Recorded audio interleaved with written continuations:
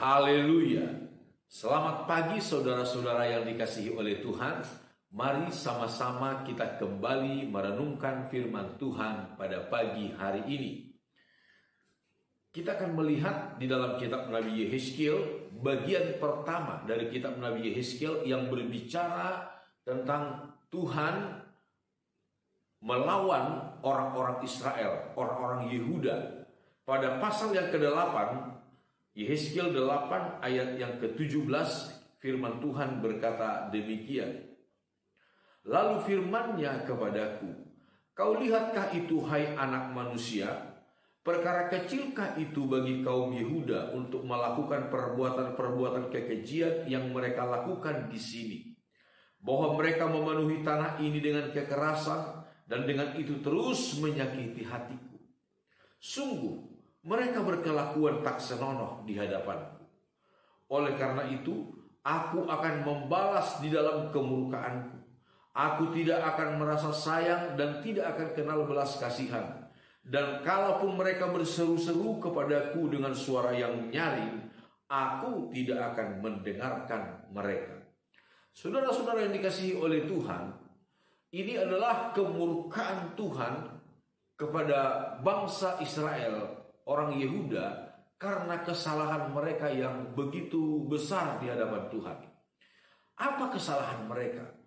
Kalau kita melihat mulai dari ayat 5, saudara-saudara, apa yang dilihat oleh Nabi Yehezkiel dalam sebuah penglihatan, saudara-saudara, saya akan membacakan setidaknya ada 3 hal yang mereka lihat, yang dilihat oleh Yehezkiel, yang terselubung, tersembunyi, tidak diketahui oleh banyak orang, tetapi sesungguhnya di mata Tuhan jelas. Dan itu diperlihatkan kepada Nabi Yehezkiel. Disebutkan demikian, ayat 5. Firman-Nya kepadaku, hai anak manusia, lihatlah ke utara. Aku melihat ke utara. Sungguh di sebelah utara gerbang mesbah, dekat jalan masuk, terdapat berhala cemberuan. Ada berhala di dalam mesbah Tuhan, di dalam bait Allah. Ada berhala. Firman-Nya kepadaku, hai anak manusia, kau lihatkah apa yang mereka perbuat? Yaitu perbuatan-perbuatan kekejian yang besar-besar yang dilakukan oleh kaum Israel di sini. Sehingga aku harus menjauhkan diri dari tempat kudusku. Engkau masih akan melihat perbuatan-perbuatan kekejian yang lebih besar lagi. Apa itu? Ayat yang ke-7. Dan dibawanya aku ke pintu pelataran, aku melihat sungguh ada sebuah lubang di dalam temboknya. Ada lubang kecil di tembok bait Allah. Firman-Nya kepadaku, hai anak manusia, perbesarlah lubang yang di tembok itu. Sesudah aku memperbesar lubang itu, lihat ada sebuah pintu. Ada sebuah pintu. Tadi lubang kecil, sekarang rupanya di dalam lubang kecil itu ada pintu. Firman-Nya kepadaku, masuklah dan lihatlah perbuatan-perbuatan kekejian yang jahat yang mereka lakukan di sini. Lalu aku masuk dan melihat sungguh segala gambar-gambar binatang melata dan binatang-binatang lain yang menjijikkan, dan segala berhala-berhala kaum Israel terukir pada tembok sekelilingnya. Jadi kita melihat, saudara-saudara, tembok bait Allah, tembok rumah Tuhan itu dipenuhi dengan ukiran gambar-gambar binatang-binatang yang menjijikkan di hadapan Tuhan. Dan itulah yang disembah oleh seluruh orang Yehuda. Dan di hadapannya berdiri 70 orang tua-tua kaum Israel dengan Ya'asalia bin Safan di tengah-tengah mereka, dan masing-masing memegang bokor ukupannya di tangannya, dan keharuman dari asap ukupan itu naik ke atas. Jadi saudara-saudara, mereka melakukan ibadah penyembahan mereka bukan kepada Tuhan, tetapi kepada ukiran-ukiran gambar dari dewa-dewa binatang itu. Firman-Nya kepadaku, kau lihatkah hai anak manusia apa yang dilakukan oleh tua-tua kaum Israel di dalam kegelapan? Di dalam kegelapan. Masing-masing di dalam kamar tempat ukiran-ukiran mereka. Sebab mereka berkata, Tuhan tidak melihat kita. Tuhan sudah meninggalkan tanah ini. Jadi mereka berkata, Tuhan gak lihat. Tuhan gak memperhatikan. Betapa jahatnya. Ayat 12. Ditambahkannya lagi, engkau masih akan melihat perbuatan-perbuatan kekejian yang lebih besar lagi yang mereka lakukan. Lalu dibawanya aku dekat pintu gerbang rumah Tuhan di sebelah utara. Sungguh di sana ada perempuan-perempuan yang menangisi dewa Tamus. Ada perempuan-perempuan yang menangisi dewa Tamus. Dewa Tamus ini adalah dewa tumbuh-tumbuhan Babel. Jadi mereka justru berharap kepada dewa-dewa yang semacam ini. Bukan lagi kepada Tuhan. Bukan lagi kepada Tuhan. Ayat 15. Firman-Nya kepadaku, hai anak manusia, kau lihatkah apa yang mereka perbuat? Engkau masih akan melihat perbuatan-perbuatan kekejian yang lebih besar lagi daripada ini. Kemudian dibawanya aku ke pelataran dalam rumah Tuhan.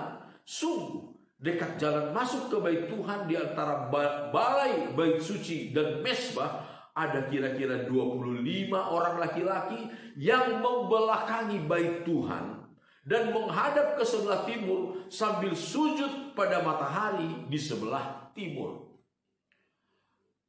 Di dalam rumah Tuhan, tetapi menyembahnya adalah kepada dewa matahari. Saudara-saudara, ini sesuatu yang sangat jahat dan ironis. Kita melihat bahwa di dalam rumah Tuhan, tetapi bukan menyembah kepada Tuhan, tetapi kepada dunia. Kepada hal-hal yang justru sangat menyakiti hati Tuhan. Digambarkan seperti dewa kekejian, kejijikan. Dewa yang membuat Tuhan cemburu. Dewa yang membuat Tuhan cemburu ada di dalam bait Allah. Dan pusat penyembahan dari umat Allah pada waktu itu di dalam bait Allah sendiri, bukan kepada Tuhan. Bukan kepada Tuhan, tetapi kepada binatang-binatang melata yang menjijikkan di hadapan Tuhan. Kepada dewa matahari, kepada dewa Tamus, dewa tumbuh-tumbuhan. Sehingga Yesus pun dalam pelayanannya, Yesus berkata begini. Dalam Injil Matius pasal 15 ayat 7. Hai orang-orang munafik, benarlah nubuat Yesaya tentang kamu. Bangsa ini memuliakan aku dengan bibirnya, padahal hatinya jauh daripadaku.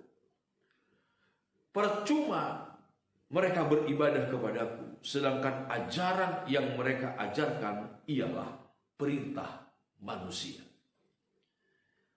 Memuliakan Allah dengan bibir, di luar kelihatan sebagai orang yang beribadah kepada Tuhan.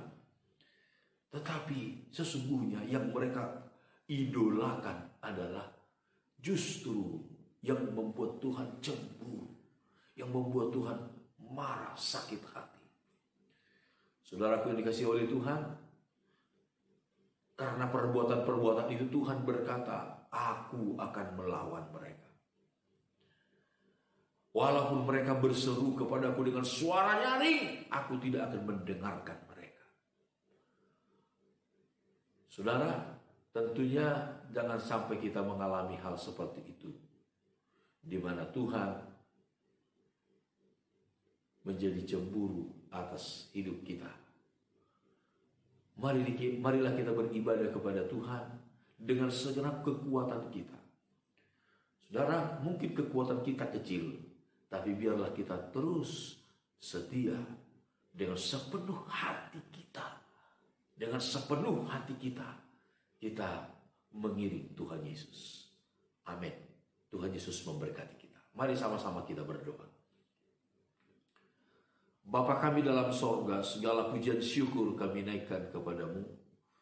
Tuhan, terima kasih buat berkat-Mu yang selalu Engkau limpahkan bagi kami dari hari ke hari.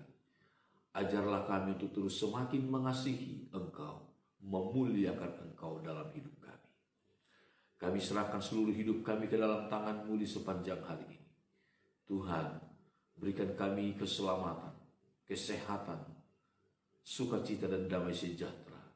Berikan kami kemujuran di sepanjang hari ini. Di dalam nama Tuhan Yesus Kristus kami berdoa. Haleluya. Amin. Selamat pagi saudara-saudara. Immanuel.